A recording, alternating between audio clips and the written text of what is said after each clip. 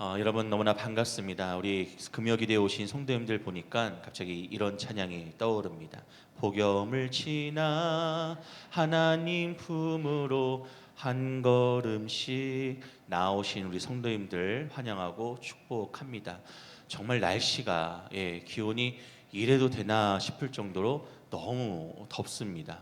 너무 더워서 낮에 이렇게 그냥 밖에 나가면 아무것도 하자는데 땀이 나고요. 그리고 금방 지치고요. 그리고 이러다가 큰일 나겠는데 싶을 정도로 참 날이 많이 덥습니다. 온열 질환 환자가 참 많은데 또 냉방병으로 또 아파하시는 분들도 있는데 우리 성도님들 건강하시고 또 안전하시기를 평안하시기를 위해서 기도하겠습니다. 주님의 은혜가 함께하시기를 소망합니다. 자, 오늘 말씀 아름다운 세대 교체. 세대 교체가 있어서 이런 말씀을 전하는 게 아니고요. 사무엘상의 말씀을 전하다 보니까 그 내용이 그래서 오늘 아름다운 세대 교체라는 제목으로 함께 은혜를 나누려고 합니다. 우리 신앙의 이 세대 교체에 대한 말씀을 좀 적용해서 우리 삶 가운데에도 그런 은혜가 있기를 바랍니다. 자, 여러분 박수 칠 때 떠나라라는 말이 있습니다. 박수 칠 때. 오늘 말씀을 보시면 박수 치며 시작하는 사람이 있고요. 그리고 박수 칠 때 떠나는 사람이 있습니다. 우리는 살면서 수많은 시작과 끝, 또 그리고 만남과 또 헤어짐을 경험합니다. 특히 조직이나 이런 공동체에서 리더가 바뀔 때 그 공동체가 그동안 어떤 공동체였는지, 또 그리고 공동체가 얼마나 성숙한지를 알 수 있는 그 기준이 바로 이런 이제 그런 그 리더십이 바뀔 때입니다. 최근 스포츠 뉴스나 정치계 또 혹은 대기업의 경영권을 승계할 때 그런 모습을 보면은 아름다운 세대 교체를 기대하거나 보기가 참 어렵습니다. 전임자는 자리를 내려놓지 않으려고 아등바등 욕심을 부리다가 불명예스럽게 퇴진을 하고요. 또 후임자는 전임자의 흔적을 가장 먼저 지우려고 급급합니다. 그래서 서로를 깎아내리는 그런 진흙탕 싸움을 우리는 자주 목격할 때가 있습니다. 프랑스의 유명한 정치가인 샤를 드골이라고 하는 이 사람이 무슨 말을 했냐면 묘지는 공동 묘지에만 있는 것이 아니다. 수많은 리더가 은퇴의 타이밍을 놓쳐서 영적인 묘지를 스스로 판다라고 하는 그런 말을 했습니다. 그러니까 리더가 물러날 때를 잘 알지 못하면은 스스로 묘지를 파고 그 묘지에 스스로 눕는 일들이 있다라고 하는 것이죠. 이처럼 떠날 때를 그리고 또 시작할 때를 모두 아름답게 장식하는 것은 정말 동서고금을 막론하고 참 어렵고 결코 쉬운 일이 아닌 것 같습니다. 그런데 오늘 우리가 읽은 본문은요, 이스라엘 역사상 가장 거대하고 찬란했던 아름다운 교대 현장을 보여줍니다. 아름다운 교대 현장이라고 하니까 모세와 여호수아의 리더십 교체를 떠올릴 수도 있는데요. 오늘 본문에는 모세와 여호수아가 나오지 않습니다. 앞서 우리가 봤던 암몬 족속 나하스와의 전쟁에서 거룩하게 일어납니다. 이스라엘이. 그리고 대승을 거두고 이제 명실상부한 이스라엘의 첫 번째 왕으로 우뚝 서면서 화려하게 전면에 등장하는 사람이 있었는데 바로 청년 사울입니다. 사울 왕이죠. 그리고 반대로 그 사울에게 모든 리더십을 권력을 다 넘겨주면서 이제 역사의 무대 뒤편으로 묵묵히 물러나는 지도자가 있습니다. 바로 사무엘입니다. 오늘 말씀을 통해서 사울의 찬란한 시작과 사무엘의 명예로운 그런 퇴장 그 장면을 대조해 보면서 우리 신앙생활도 어떻게 시작하고 어떻게 마무리해야 되는지 그 거룩한 영적 원리를 말씀을 통해서 함께 나누고 말씀을 듣고 기도하는 시간이 되기를 소망합니다. 자, 암몬 왕 나하스를 물리치고 지난 시간의 말씀에서 대승을 거뒀습니다. 그리고 막 흥분한 백성들이 나와서 사무엘에게 외칩니다. 뭐라고 외치냐면 오늘 본문 12절입니다. 12절 말씀을 보시죠. 함께 읽겠습니다. 시작. 백성이 사무엘에게 이르되 사울이 어찌 우리를 다스리겠느냐 한 자가 누구니까 그들을 끌어내소서 우리가 죽이겠나이다. 무서운 말을 합니다. 근데 이렇게 말하는 데는 이유가 있습니다. 앞서 사무엘상 10장 27절 말씀을 보시면요, 그 말씀에 어떤 불량배는 이르되 이 사람이 어떻게 우리를 구원하겠느냐 하고 멸시하면서 예물을 바치지 않았다라고 합니다. 이스라엘 민족 가운데서 제비 뽑아 사울이 왕으로, 이스라엘 초대 왕으로 세움 받았습니다.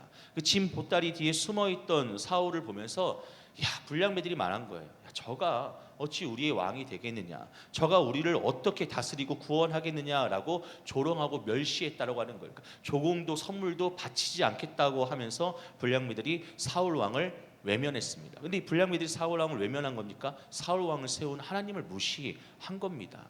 근데 지금 사울이 이 암몬 나하스와의 어떤 전쟁에서 대승을 거두고, 그리고 사울이 먼저 분노하면서 거룩한 분노를 일으키면서 이스라엘을 규합했잖아요. 하나로 모았잖아요. 거기서 왕으로서의 자질을, 그리고 왕으로서의 어떤 그 모습을 보여줬습니다. 무엇보다도 전쟁에서 승리하니 사울 왕이 그냥 왕의 어떤 타이틀만 갖는 것이 아니라 왕으로서의 그 모습을 완벽하게 갖추게 된 것이죠.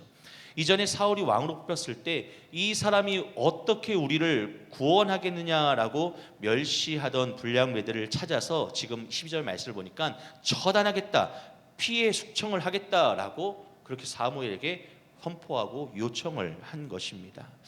지금 승리의 기쁨이 인간적인 복수심으로 변질될 수 있는 그런 위기에 놓인 것입니다.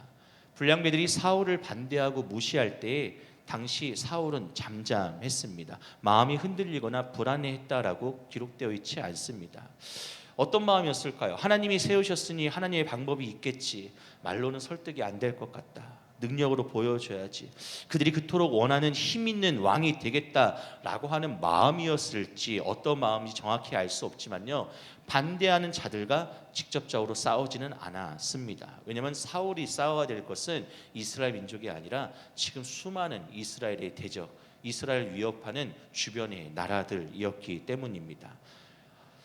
사울이 왕으로 세움받는 그 목적이 어디 있는지를, 이유가 어디 있는지를 사울은 알고 있었어요. 이스라엘이 그토록 왕을 세우려고 요청을 했던 이유가 무엇인지 사울은 알고 있었습니다. 그래서 민족과 싸우는 것이 아니라 대적과 싸우려고 했던 것이죠.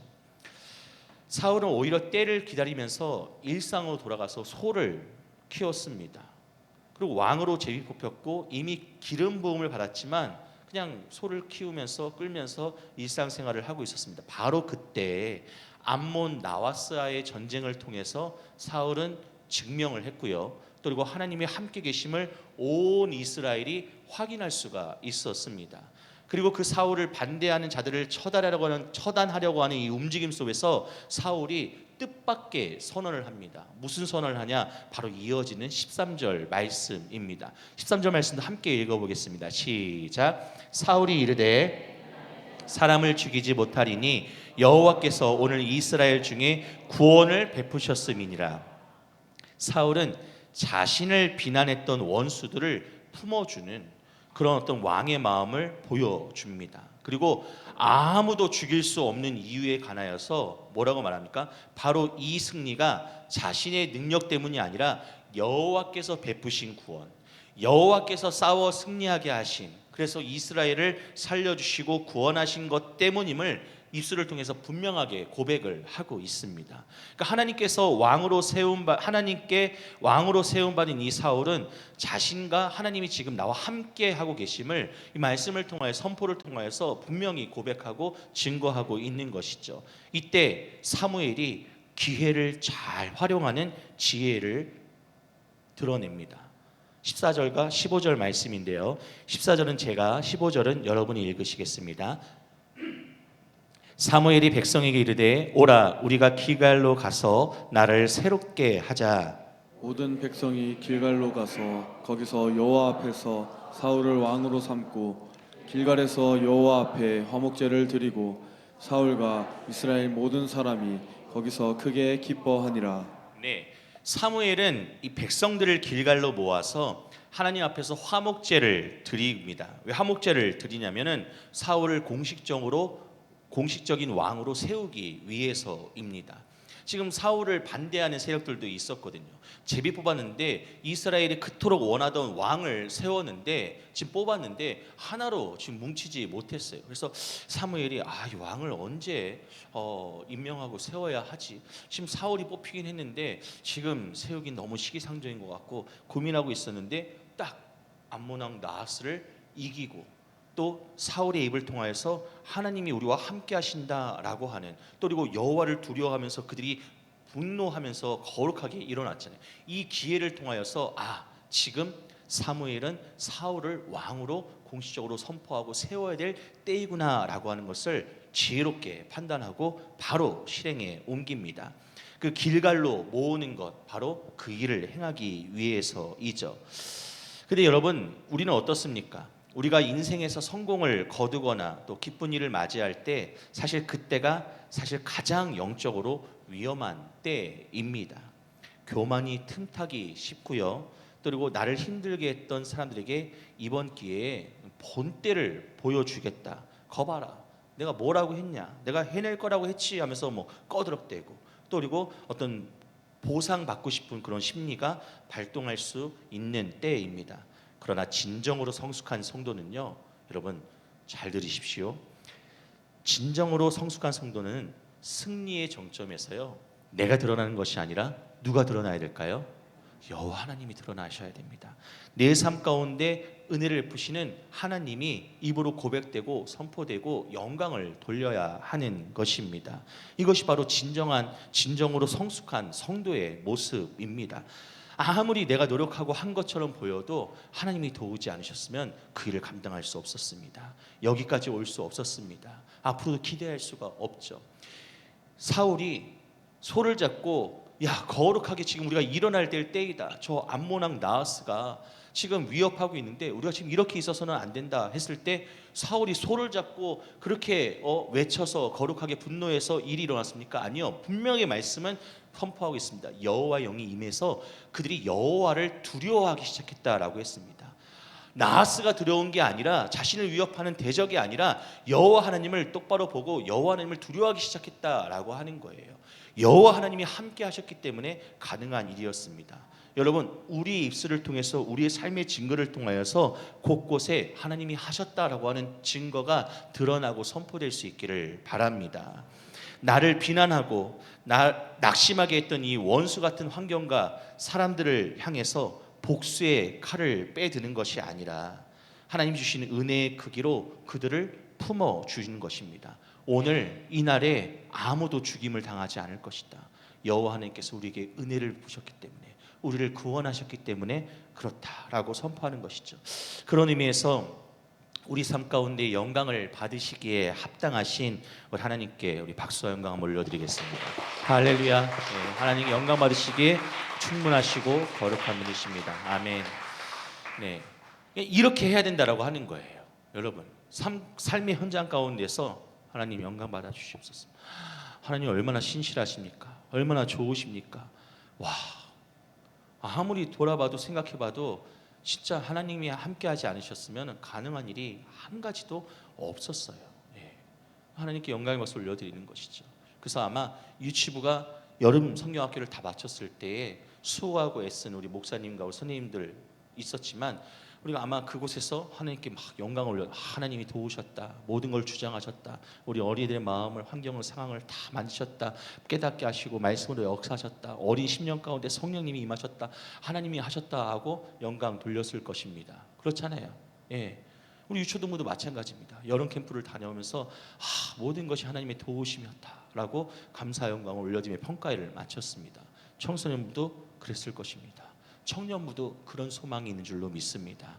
하나님께 맡기고 하나님께 하실 것이다라고 하는 그 믿음의 소망을 갖고 나아가면 모든 일들을 주장하시고 이끄실 줄로 믿습니다. 그 마지막에 우리는 해야 할 것, 할 수 있는 것이 무엇일까요? 모든 영광을 주님께로. 이것이 바로 하나님이 나를 도우셨다라고 하는 믿음의 반응인 것이죠. 그래서 여러분의 삶에 좋은 일이 생길 때 이건 내가 잘해서 한 게 아니야, 하나님이 하셨어 라고 고백하며 주변에 용서와 화평을 흘려보내는, 여호와의 구원을 받은 우리가 품어줄 줄 아는 그런 성숙한 성도님들 되시기를 간절히 소망합니다. 자, 이제 길갈에서 사울의 왕정 국가죠. 출범식이 끝납니다. 그러니까 사울이 왕으로서 이제 온전히 세움받고 이제 사울 왕 중심으로 왕정 국가가 선포된 거예요. 그 전까지는 하나님을 중심으로 하나님께서 이끄시는 신정 국가였는데 그렇게 이스라엘이 왕 세워달라고 하니까 하나님께서 허락하신 거예요. 물론 여러 가지 조심해야 될 것들을 말씀하셨고 그들이 결국 왕을 통하여서 겪게 될 어려움과 아픔들도 다 미리 경고하셨죠. 이제 사울을 왕으로 세웠기 때문에 이제 이스라엘은 왕정 국가입니다. 모든 시간들이 다 끝나고 모든 시선은 이제 앞선 지도자 사울 왕보다 앞선 지도자인 사무엘에게 향합니다. 오늘 이어지는 본문 12장 1절부터 바로 사무엘은 백성들을 향하여서 고백을 하는데요. 어떤 고백이었을까요? 12장 1절과 2절 말씀 한 절씩 읽으시겠습니다. 제가 먼저 읽겠습니다. 사무엘이 온 이스라엘에게 이르되 보라 너희가 내게 한 말을 내가 다 듣고 너희 위에 왕을 세웠더니 이제 왕이 너희 앞에 출입하느니라. 보라, 나는 늙어 머리가 휘어졌고 내 아들들도 너희와 함께 있느니라. 내가 어려서부터 오늘까지 너희 앞에 출입하였거니와. 네, 사무엘이 이렇게 말하는 겁니다. 나는 여러분의 요구대로 지금 왕을 세워 주었습니다. 자, 보십시오. 지금 왕이 여러분 앞에 있습니다. 이제 나는 늙어 백발이 되었고 힘이 많이 빠졌고 또 그리고 어렸을 때부터 지금까지 오랜 시간 동안 여러분 앞에서 지도자로 일했습니다. 라고 지금 말하는 것입니다.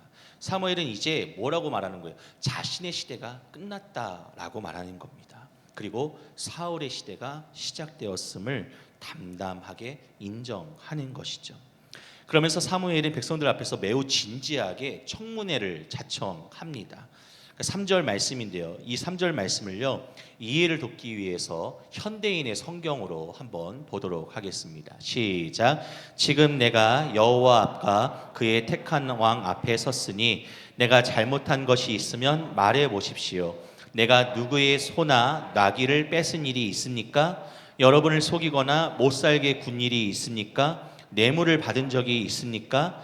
내가 잘못한 것이 있으면 무엇이든지 말하십시오. 그러면 모든 것을 갚아 드리겠습니다.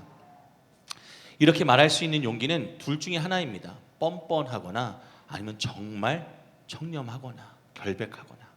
사무엘은 뻔뻔했을까요? 아니면 청렴 결백했을까요? 후자입니다. 청렴 결백했기 때문에 자신 있게 이렇게 질문할 수 있고 청문회 받겠다. 그런 일이 있으면 그래 얘기해라. 물어봐라. 확인해봐라. 점검해봐라. 하면서 그렇게 자청을 합니다. 평생을 이스라엘의 사사로 제사장으로 선지자로 살았던 이 영적 리더가 은퇴하는 자리에서 자신의 도덕성과 청렴함을 당당하게 검증받고자 했다라고 하는 것입니다. 왜냐하면요, 사무엘보다 먼저 이스라엘 지도자였던 엘리 제사장, 그 엘리 제사장의 노년은요 영적이고 아름답지 못했습니다. 영적이지 않았고요, 아름답지 못했습니다. 그의 아들들은요 하나님 앞에서 패역한 자들이었습니다. 그래서 사무엘은 더 조심하고 더 기도하고 더 영적으로 끝까지 맡은 바 소임을 다하려고 노력하고 하나님을 의지했습니다. 그런 사무엘의 이 당당함은 평생을 하나님 코람데오, 그 뭐예요? 하나님 앞에서 살았던 자만이 가질 수 있는 그런 영적 자존심이었습니다. 사도 바울 역시 디모데후서 4장 7절에서 나는 선한 싸움을 싸우고 나의 달려갈 길을 마치고 믿음을 지켰다라고 고백을 합니다. 이런 고백이요 아무나 할 수 있는 것이 아닙니다. 자신의 사역 앞에 당당했기 때문에 이런 고백을 할 수 있는 것입니다. 우리는 시작할 때의 화려함보다 더 중요한 것이 있습니다. 떠날 때의 뒷모습이 아름다운 사람이 되어야 합니다. 그 모든 영역에서 내 삶의 자리에서 시작했던 그런 풋풋하고 순수했던 그 모습, 열심히 있고 열정이 가득했던 그 모습보다 아름답게 떠나는, 정말 성실했고 정말 깨끗했고 정말 친절했고 정말 하나님 앞에서 온전했고 라는 그런 아름다운 뒷모습이 있어야 됩니다. 이런 것은 직장에서 은퇴할 때, 교회에서 직분을 내려놓을 때, 또 혹은 한 가정의 부모로서 자녀들에게 내 자리를 물려줄 때, 얘들아 내가 평생 너에게 부끄러운 짓 하지 않았고 정직하게 믿음의 길을 걸어왔다, 이런 얘기를 해줄 수 있어야 됩니다. 내가 하나님을 믿었던 모습과 같이 너희도 이렇게 하나님을 믿었으면 좋겠다라고 그렇게 부탁을 하고 그렇게 말할 수 있어야 됩니다. 그런 말 갑자기 마지막에 가서 할 수 있지 않습니다. 자녀들도 주변 사람들 다 알아요. 어떻게 살아왔는지. 지금부터 우리가 준비하지 않으면 우리의 마지막이 주님 앞에서 떳떳할 수도, 사람들 앞에서 고개를 끄덕일 만한 인정을 받을 수도 없습니다. 지금이 중요한 시기입니다. 지금 내가 하나님 앞에서 사무엘과 같이 떳떳하게 당당하게 고백하고 나와 같이 이렇게 신앙생활 했으면 좋겠습니다. 나처럼 이렇게 믿었으면 좋겠습니다 라고 할 수 있어야 합니다.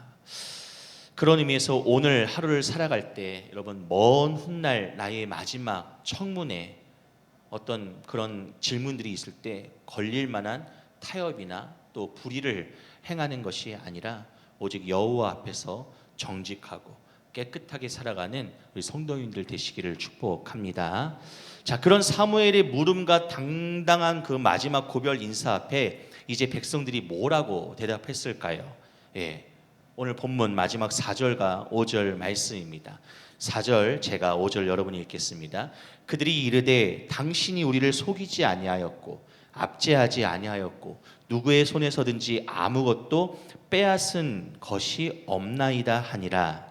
사무엘이 백성에게 이르되 너희가 내 손에서 아무것도 찾아낸 것이 없음을 여호와께서 너희에게 대하여 증언하시며 그의 기름 부음을 받은 자도 오늘 증언하느니라 하니 그들이 이르되 그가 증언하시나이다 하니라. 네, 사무엘의 이런 당당한 고백에 백성들이 일제히 대답합니다. 사무엘 선지자님, 당신은 우리를 속인 적이 없습니다. 우리를 못 살게 군 적도 없고 우리의 것을 부당하게 빼앗거나 뇌물을 받은 적도 없습니다. 이 대답을 지금 한두 사람이 하는 것이 아니라 사무엘의 물음에 백성들이 일제히 화답하고 대답했다라고 하는 거예요. 너무 놀랍지 않습니까? 이건 정말 진실입니다. 진짜 사무엘이 그렇게 살았다라고 하는 것이죠. 온 이스라엘 백성이 사무엘의 청렴함과 공의로움을 한 목소리로 인정을 한 것입니다. 그러자 사무엘은 이 백성들의 고백을 공증이라도 하듯이 도장 찍듯이 확정을 짓습니다. 5절 말씀인데 5절 말씀 다시 한번 보시겠습니다. 사무엘이 백성에게 이르되 너희가 내 손에서 아무것도 찾아낸 것이 없음을 여호와께서 너희에게 대하여 증언하시며 또 그의 기름 부음을 받은 자도 사울 왕도 오늘 증언하느니라 하니 그들이 이르되 그가 증언하시니다라고 대답합니다. 사무엘은 단순히 인간적인 평판이 좋은 사람이 아니었습니다. 물론 인간적인 평판도 좋았지만 그의 깨끗함은 사람뿐만 아니라 백성들뿐만 아니라 누가 인정한 깨끗함이었고 공의로움이었어요? 바로 여호와 하나님이 인정하고 또 그리고 칭찬하신 깨끗함이었고 공의로움이었습니다. 여호와 하나님과 새로운 왕인 사울 앞에서도 완벽하게 증명되었다라고 하는 거예요. 권력을 내려놓는 나이든 지도자의 손에는 아무런 재물도 권력의 미련도 남아있지 않았습니다. 하지만 그의 영혼에는 하나님과 사람들의 존경이 남았어요.